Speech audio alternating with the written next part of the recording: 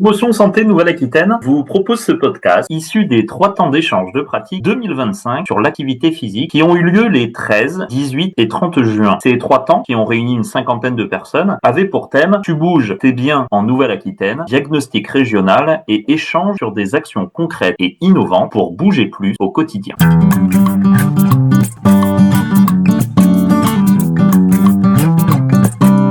Et je vous propose de découvrir Christine Denibaud, qui est chargée de mission à Cap Santé Sociale et qui utilise des méthodes éducatives actives et participatives pour lutter efficacement et concrètement contre la sédentarité lors de ses ateliers, de ses actions du quotidien.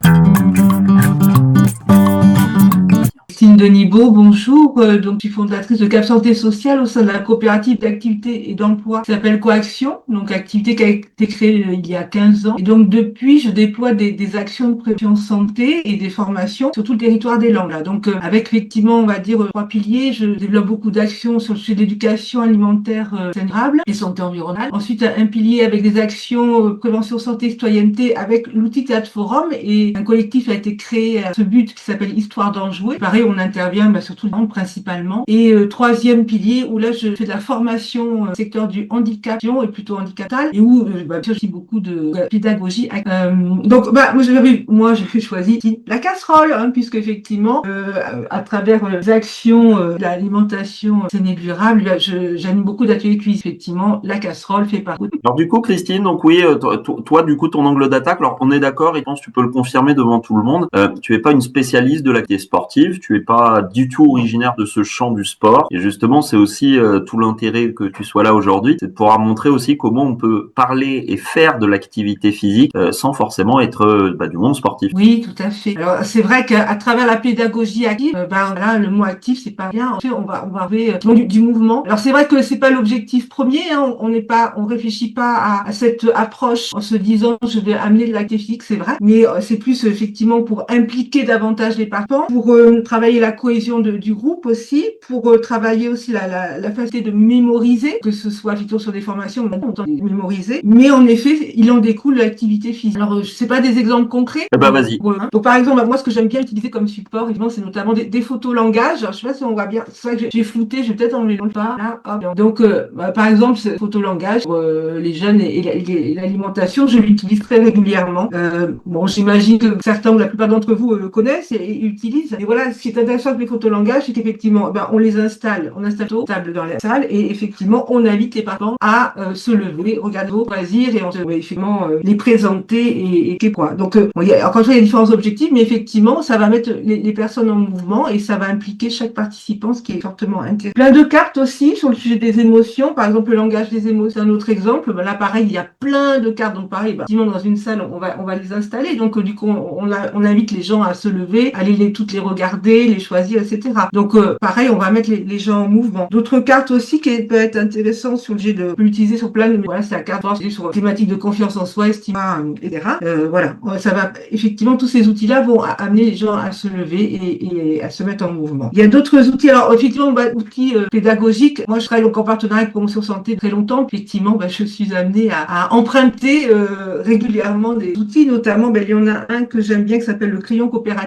Là, on est plus pour travailler à création. Donc, je sais pas si vous connaissez, mais bon, c'est un crayon qui est installé dans un support en bois avec plein de ficelles. Et donc, du coup, effectivement, on peut, avec un groupe d'une dizaine de personnes, jusqu'à une dizaine de personnes, mais même moins, on les invite, pareil, à prendre une ficelle qui est assez longue, donc ils se retrouvent dans une salle, dans un espace, on va faire un groupe assez large, et ils vont être amenés à écrire quelque chose ou à dessiner avec ce crayon, et donc avec les ficelles, ils vont essayer d'écrire ou dessiner quelque chose. Pareil, mais là, ça les met en mouvement, mais après, il y a plein d'outils, et même sans outils, plein de jeux d'animation. Effectivement, quand on a travaillé dans l'animation, en tout cas, on s'inspire beaucoup de plein de jeux on va effectivement travailler des glaces, même pour se présenter, comme ensemble, ou avec une démarche pédagogique, comme par exemple le débat mouvant ou la balade de l'aveugle. C'est plein d'approches qui sont issues aussi de tout le mouvement éducation populaire, où effectivement qui vont nous mettre les personnes en... Donc effectivement, voilà, en effet, toutes ces pédagogies actives qui, encore une fois, on va les utiliser pour aussi d'autres objectifs en sous-objectifs des activistes. Alors il y a tout cet aspect aspect-là, tout cet univers qui est très riche, hein, où effectivement on fait plein de jeux, plein de sports. Et du coup, je me permets, Christine, effectivement, tu l'as dit, effectivement, en tout cas, ça fait partie des choses qu'on peut intégrer dans sa pratique, en tout cas, sans forcément que ça soit coûteux en temps ou en modification, en tout cas, des objectifs et de la finalité de l'atelier. C'est-à-dire que peut faire un atelier pour parler de vie affective et sexuelle, travailler un contenu, travailler un sujet. C'est sur la méthode et la manière de l'animer, d'amener le sujet, en fait, que ça va être différent. Donc ça rebondit un petit peu sur ce que tu disais, Paul, tout à l'heure, mais qu'on peut aussi retrouver dans le monde universitaire. C'est-à-dire que lorsqu'on est en intervention avec des étudiants, alors c'est sûr que c'est beaucoup plus facile quand on a des plus petits groupes que quand on a des promos ou des promotions entières avec 100 étudiants d'un coup. Mais effectivement, dans tous les cas, ça peut se réfléchir et c'est juste des manières d'intervenir, c'est des méthodes d'intervention qui sont nuancées, à réfléchir. Et là, du coup, alors je vais nous vendre un petit peu à Promotion Santé, mais en tout cas, c'est de pas hésiter, en tout cas, à nous solliciter, à venir en discuter aussi avec nous. On a des formations aussi dédiées à ça, hein, l'animation de séances collectives, justement pour amener du participatif, justement de l'actif, justement, et des pédagogies actives. Donc en tout cas, c'est de se dire, on est tous en capacité de pouvoir le faire et de générer du mouvement. Donc en tout cas, c'est aussi s'autoriser à le faire. Et des fois, c'est juste des détails. Moi, c'est vrai que par exemple, quand on utilise des jeux de plateau, par exemple avec des pions et des dés, pourquoi pas, on a un jeu, on a 4-5 personnes autour d'une table, plutôt que de rester assis autour de la table, sur une chaise et puis de jouer, pourquoi pas, on prend un dé géant en mousse, on amène les gens à lancer le dé plutôt en mousse, du coup par terre, de devoir se lever pour aller chercher le dé, le lancer et aller le chercher. Et c'est tout bête, mais ça permet de se lever, de casser cette sédentarité et de se dire oui, de temps en temps on génère du mouvement et c'est quand même pas mal. Amener les gens régulièrement à changer de place, à bouger, autoriser le fait de se lever en réunion ou lorsqu'on participe à des temps. Bref, ça peut prendre plein de formes différentes et en tout cas c'est s'autoriser à le faire. Et toi, du coup, Christine, tu as aussi deux outils aussi que tu utilises un petit peu différemment parce que justement c'est des outils qui correspondent bien à ton activité. C'est les ateliers cuisine et le théâtre forum. Oui, tout à fait. Donc le théâtre forum. Alors, oui, je voulais glisser aussi que je suis amenée dans les Landes à intervenir auprès de la mission locale, CFA, après l'ICAGOL, FR, etc. Donc sur ce public, je le connais notamment avec le théâtre forum, puisque effectivement, on va être amené à intervenir sur des actions de prévention et d'objets de prévention, etc. Les écrans, pas mal le harcèlement scolaire, pas mal de thématiques effectivement qui sont ce public, vie affective aussi.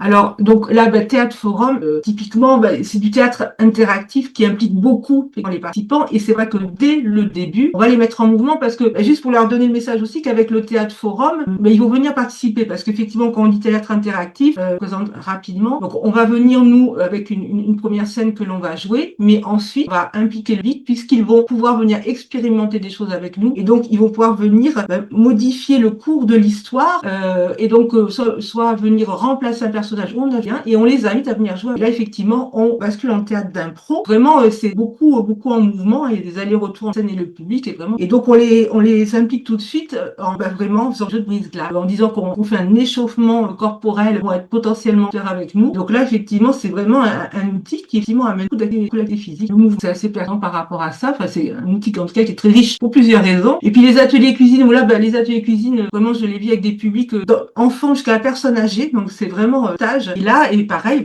c'est pendant autour de 2 heures on va préparer un repas ensemble. Donc on est en général à bout et puis on est en mouvement bien sûr tout le long de l'atelier pour préparer le repas. Voilà donc ce sont aussi effectivement des sports d'immédiation qui amènent donc là effectivement puis on sait combien nutrition activité physique liée donc c'est vrai que c'est intéressant de pouvoir les deux. T'as ton micro. Oui. Effectivement c'est mieux avec le micro et du coup toi Christine justement dans ta pratique professionnelle ça t'est venu comment t'as toujours travaillé comme ça ou c'est des choses qui se sont agrémentées petit à petit? Parlais tout à l'heure justement de peut-être de l'origine dans l'éducation populaire, etc. Donc ça vient d'où justement cette idée un petit peu de ces méthodes actives et participatives?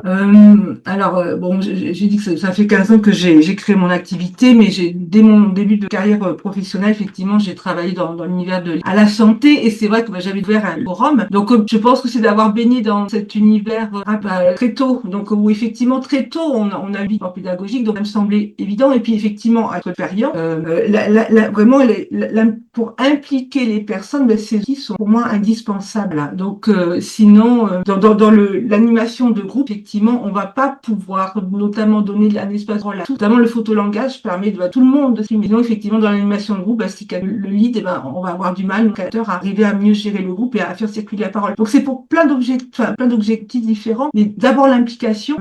Autre expérience que j'ai envie de partager, parce que quand je dis que je fais de la formation auprès de personnes handicapées sur des travailleurs handicapés, en général c'est à la journée, et certains d'entre eux, pour des raisons de manque de sommeil ou pour des raisons de traitement, ils vont avoir tendance même des fois à s'endormir vraiment si on ne prête pas attention. Et là, on voit bien combien c'est important effectivement de les faire bouger pour évidemment un besoin vraiment fondamental pour qu'ils puissent rester concentrés. Donc il y a vraiment un besoin fort au rôle de bouger. Et puis c'est vrai que quand tu disais d'inviter les personnes à être debout, c'est vrai qu'aujourd'hui j'ai dépassé ça aussi en invitant si les personnes en formation, même en lutte haute, de leur dire s'ils ont besoin de se lever, qu'ils se lèvent. Comment ils peuvent à un moment donné être fait accepter. Mais c'est vrai que voilà, mais c'est quelque chose par contre que je ne faisais pas il y a 5 ans. Je pense que c'était pas si évident comment dire. Aujourd'hui ça l'est. Même moi j'ai avancé mes représentations. Et puis c'est vraiment ça, c'est cette idée de s'autoriser à le faire. C'est un petit peu ce que tu dis effectivement aussi. Les mentalités évoluent, les mentalités changent. Je pense que collectivement, on commence à prendre de plus en plus conscience que oui, le rester assis toute la journée derrière un ordi, à subir en fait la plupart du temps des contenus descendants, c'est pas forcément agréable et puis pertinent non plus parce qu'on a une déperdition du coup d'attention, une déperdition du coup d'information et de contenu. Et donc c'est aussi de se dire comment nous aussi quand on anime des temps de réunion, des temps d'échange, des entretiens, des ateliers avec des personnes, on arrive justement à y inclure un petit peu toutes ces petites techniques justement de mouvement, de dynamique, et ça peut être juste autoriser et le rappeler et le redire parce qu'en fait c'est ça aussi, c'est pas parce qu'on l'a dit une fois que les gens le feront, c'est à partir du moment où quelqu'un l'aura déjà fait au moins une fois et qui verra que tout se passera bien, que globalement ça va inciter aussi les autres peut-être à se lever, à faire quelques flexions ou à marcher autour dans la salle en tout cas d'intervention. En tout cas c'est de s'autoriser à utiliser aussi ces méthodes d'intervention un petit peu différentes, un petit peu, alors je dirais pas nouvelles parce qu'en fait il y a rien de nouveau sous le soleil, enfin globalement c'est même plutôt évident, c'est juste qu'en fait c'est plutôt ça casse les codes d'un modèle éducatif un peu plus standard dont on est un peu plus habitué. Alors heureusement, et tu le disais aussi un peu Paul et Bernard aussi tu le disais un petit peu, mais heureusement les pratiques évoluent, changent un petit peu. Effectivement la plupart du temps les intervenants, les enseignants, les enseignants chercheurs essayent d'en tenir compte parce qu'on sait très bien que oui, avoir 4 heures de cours magistral face à un auditoire qui est en train de dormir sur les tables, c'est agréable au final pour personne et c'est absolument pertinent pour personne non plus. Donc c'est aussi tout l'enjeu de se dire comment j'arrive par exemple à faire du pair à pair, à faire des travaux de groupe, à faire justement à poser des questions et à amener du participatif avec un auditoire. Mais effectivement, c'est une manière après d'intervenir, d'interagir qui va être un peu différente. Alors ça peut être du participatif à l'oral, c'est mieux que rien. Mais effectivement, si en plus on commence à amener du mouvement, à proposer aux étudiants de se lever, de changer de place au bout d'un certain temps et une certaine durée, effectivement, ça amène des choses différentes. Je vois que Bernard, tu voulais réagir. Ouais, chez nous, il y a différents acteurs. Vous parliez des enseignants-chercheurs. Oui, on va débuter à la rentrée là 2025 sur deux sites, enfin sur deux structures de formation, une en santé et l'autre à l'IUT, justement des pauses actives pour inciter les étudiants à bouger et aussi pour sensibiliser les enseignants-chercheurs ou les personnels parce que finalement la sédentarité, la lutte contre la sédentarité, ça concerne nos deux publics. Après, comme je l'ai mis dans le chat, effectivement, on a les enseignants-chercheurs, les personnels, non enseignants, et puis on a des services aussi. On a le service de santé étudiante, l'espace santé étudiant. On a le SUAPS, le service universitaire d'activité physique et sportive. Mais ce qu'il faut faire, il faut pas attendre les étudiants qui viennent voir ces services. Et c'est ce que je disais, ce que tu reprenais aussi dans le aller vers, c'est on a mis en place des cafés santé par exemple ou des infirmières de l'espace santé étudiant. Ça a été financé d'ailleurs par le Conseil régional Nouvelle-Aquitaine dans le cadre des appels à projets il y a quelques années. Des infirmières de l'espace santé étudiant vont sur les campus et discutent avec des étudiants sur des thématiques santé sexuelle, addiction, activité physique sportive, santé mentale. Donc ça, c'est des choses qui marchent bien. Et puis le pair à pair, c'est-à-dire les étudiants parlent aux étudiants, quoi. On a des étudiants relais santé aussi qui sur différents thèmes sont aussi qui favorisent ce contact un peu de pair à pair. Donc on expérimente différents dispositifs comme ça et c'est vraiment le aller vers. Il faut pas que les étudiants viendront pas à part par exemple pour l'espace santé étudiant s'ils ont un problème de santé, ils viendront. Mais pour les sensibiliser à des choses, c'est le aller vers qui marche le mieux. Est-ce qu'il y a d'autres réactions, d'autres questionnements, peut-être des remarques justement que vous exprime justement cette intervention et ce partage en tout cas d'expériences et de pratiques peut avoir justement Christine dans son champ d'activité à elle et surtout. Merci d'avoir suivi ce podcast, produit par Promotion Santé Nouvelle-Aquitaine et financé par l'ARS et le Conseil régional Nouvelle-Aquitaine. N'hésitez pas à écouter également nos autres podcasts qui seront certainement aussi inspirants pour bouger plus au quotidien.